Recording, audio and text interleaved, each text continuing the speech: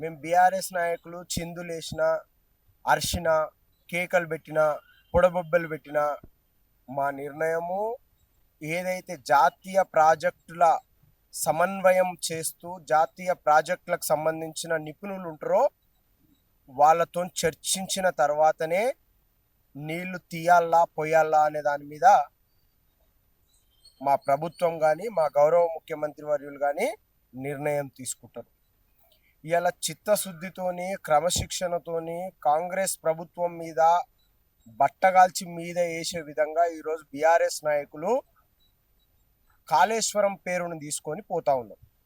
నేను సూటిగా అడుగుతా ఉన్నా, కాళేశ్వరం ప్రాజెక్టులో ఉన్న నీళ్ళని ఒకవేళ వదలకుండా ఆపి పట్టి పెడితే ఈరోజు భద్రాచలం, కొత్తగూడెం, మనుగూరు, ఇల్లందు ఈ నియోజకవర్గాలు, ఈ ప్రాంతంలో ఉన్న ప్రజలు పంట పొలాలు దెబ్బతినే అవకాశం ఉంది. కాబట్టి న్యాయ నిపుణులతో చర్చించిన తర్వాత మాకు ప్రజలు ముఖ్యము, రైతులు ముఖ్యము, ప్రజాస్వామ్యం ముఖ్యము. కాబట్టి మీరు చిందులేసినా, అర్షినా, కేకలు పెట్టినా కానీ కూడా ప్రజలకు న్యాయమయ్యే విధంగా మేము నిర్ణయం తీసుకుంటామని మీ ద్వారా వారికి తెలియజేస్తా ఉన్నాం.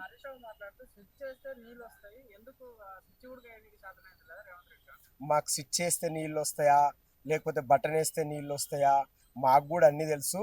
మేము గతంలో నాగార్జున సాగర్, శ్రీశైలం, కడియం ప్రాజెక్టు, రకరకాల పెద్ద పెద్ద ప్రకాశం బ్యారేజు, పెద్ద పెద్ద బ్యారేజీలు కట్టినప్పుడు మేము స్విచ్ చేసినామా లేకపోతే బటన్ ఆన్ చేసినామా మాకు తెలియని ప్రాజెక్ట్ నువ్వు ఒక్కటి కట్టి స్విచ్ ఆన్ చేయి, బటన్ ఆన్ చేయని నువ్వు మాకేం చెప్పేది? ఒకవేళ స్విచ్ ఆన్ చేస్తే ప్రజలకు మంచిగా అవుతుంది అని అనుకుంటే బరబ్బర ఆన్ చేస్తాం. నువ్వు ఎందుకు ఉలిక్కి పడుతున్నావు? నువ్వు ఎందుకు ఇబ్బంది పడుతున్నావు? నువ్వు కాళేశ్వరంనే పట్టుకొని ఎందుకు కూర్చున్నావు? రాబోయే రోజులలో క్రియాశీలమైన నిర్ణయం కాంగ్రెస్ పార్టీ తీసుకుంటుంది. దాన్ని మీరు వెయిట్ చేసి చూడండి.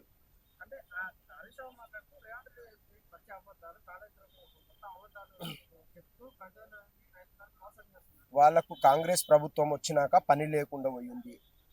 డ్రగ్స్ తీసుకుంటోళ్ళు డ్రగ్స్లో మునిగి ఉన్నారు, మద్యం మత్తులో ఉన్నోళ్ళు మద్యం మత్తులో ఉన్నారు, మతి స్థిమితం కోల్పోయిన వాళ్ళు రోడ్ల మీదకి వస్తున్నారు.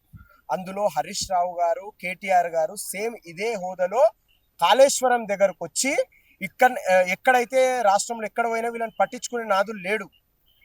కాళేశ్వరం దగ్గరికి అన్న పోతే పట్టించుకుంటారు అని చెప్పేసి ఒక కంకణం కట్టుకొని పోతా ఉన్నారు. కానీ ప్రజలు విఘ్నులు. ప్రజాక్షేత్రంలో ప్రజలు ఓటేస్తే కాంగ్రెస్ ప్రభుత్వం వచ్చింది. ప్రజలకు ఏం చేయాలి, రైతులకు ఏం చేయాలి, కర్షకులకు ఏం చేయాలి, కళాకారులకు ఏం చేయాలో మా ప్రభుత్వానికి చిత్తశుద్ధి ఉంది. మేము చేస్తామని చెప్పి మీ ద్వారా హరీష్ రావు గారికి తెలియజేస్తా ఉన్నాం.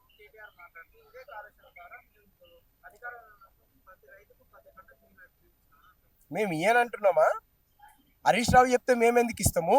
మాకు తెలియదా? మా గౌరవ ముఖ్యమంత్రి వర్యులు కింది నుంచి వచ్చిండు, ఒక వ్యవసాయ కుటుంబం నుంచి వచ్చిండు. మాకు తెలియదా ఏంది? మా మంత్రులు కానీ మా ఎమ్మెల్యేలు కానీ ప్రజాక్షేత్రం నుంచి వచ్చిండ్రు. అందరూ కూడా రైతు బిడ్డలు. మేము ఎప్పుడు రైతులకు నీళ్ళు ఇవ్వాలి, ఎప్పుడు రైతులను కాపాడుకోవాలి, ఎప్పుడు రైతాంగాన్ని డెవలప్ చేయాలి మాకంతా తెలుసు. నువ్వేమి సలహాలు సూచనలు ఇవ్వాల్సిన అవసరం మాకు లేదని చెప్పి మీ ద్వారా తెలియజేస్తాం.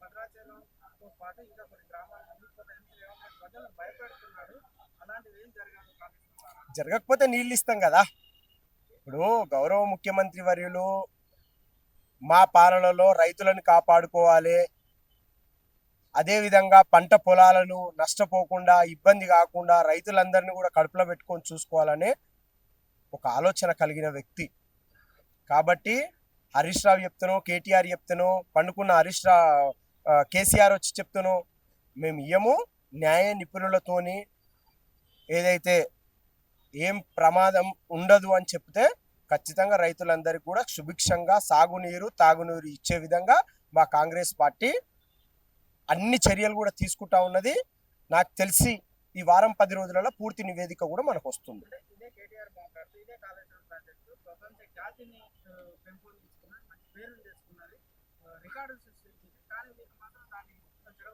గతంలో ఏం టెక్నాలజీ లేనప్పుడే కాంగ్రెస్ పార్టీ రికార్డు బద్దలు కొట్టే విధంగా ప్రాజెక్టులు కట్టినాము. నువ్వెందుకు అనుకుంటున్నావు కాళేశ్వరం రికార్డు బద్దలు కొట్టిందని? ఇలా బద్దలు కొడితే కిందంగా బద్దలైపోయింది కదా కాళేశ్వరము. ఇలా బద్దలు కొట్టిందని నువ్వు అంటున్నావు. ఏం మతి స్థిమితం లేకుండా మాట్లాడతావు? ఇవాళ ఒకవేళ కాళేశ్వరం ప్రాజెక్టు మంచిగుంటే సజావుగా నీళ్ళు వస్తుండే, నీళ్ళని పట్టుకొని మేము స్విచ్ చేసి ఇస్తుండేనా, లేకపోతే డ్యామ్ గేట్లు లేపిస్తుండేనా, లేకపోతే మిమ్మల్ని ఆడ ముంచిపోయమని చెప్తుంటిమా, ఏదో రకంగా చెప్తుంటిమి కదా. మీరు చిత్తశుద్ధి లేకుండా డ్యామ్ కట్టి డ్యామ్లో నీళ్ళు ఆపుర్రి అంటే, ఒకవేళ డ్యామ్లో నీళ్ళు ఆపితే డ్యామ్ మొత్తం కొట్టుకపోయే అవకాశం ఉంది.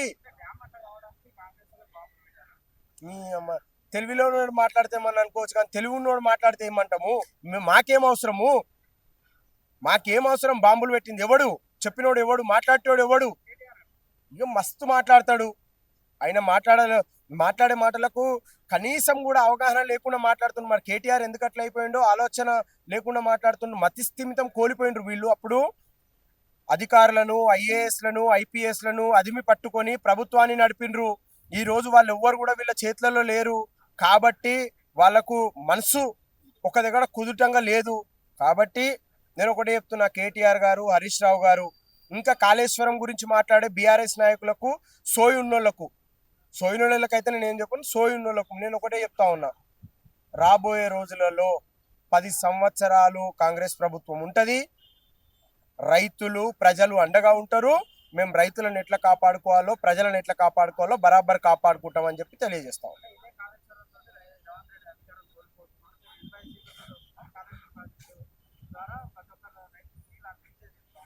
అనుకోవాలి. ఇప్పుడు ఎలక్షన్స్ వచ్చినప్పుడు పోటాపోటీ, ఒకవేళ రైతుల మీద, ఉద్యోగుల మీద, నిరుద్యోగుల మీద, కర్షకుల మీద, కళాకారుల మీద, కవుల మీద ఈ సోయున్నోళ్ళు బీఆర్ఎస్ వాళ్ళు మాట్లాడితే వాళ్ళకు సూటిగా సమాధానం చెప్తా ఉన్నా. 10 సంవత్సరాలు మీరు ఏం చేసిండ్రో అందరికి ముందు క్షమాపణ చెప్పి తర్వాత మీరు మాట్లాడితే బాగుంటుందని చెప్తా ఉన్నా. ఎలక్షన్లు వచ్చినప్పుడు మన నియోజకవర్గంలో పోటాపోటీ ఉండాలి. నేను ఉండొద్దని అంటలేను, యునానిమస్గా వేయండి కాంగ్రెస్ అని అంటలేను, పోటాపోటీ ఉండాలి. ఇప్పుడు 2.5 సంవత్సరాలు ఉంది, ఇప్పుడు ఎలక్షన్సే లేవు. మీరు ఎందుకు ఉలిక్కి పడుతుండ్రు? రాబోయే రోజులలో ఎలక్షన్ వస్తుంది, అప్పుడు మీకు అవకాశం వస్తుంది. ప్రజల పక్షాన మేముంటామా, మీరుంటారా, బరిలో తెలుసుకోవాలి.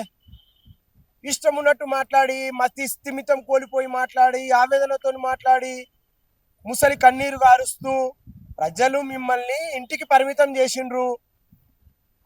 ఇంటికి పరిమితం కాండి. రాబోయే రోజులలో ఎలక్షన్ వచ్చినప్పుడు మీది అదే పని. ఎలక్షన్స్ ఎప్పుడు ఉంటే అప్పుడు వస్తారు, ఏదో మాటలు మాట్లాడతారు, చిలక పలుకులు మాట్లాడతారు, పోతారు.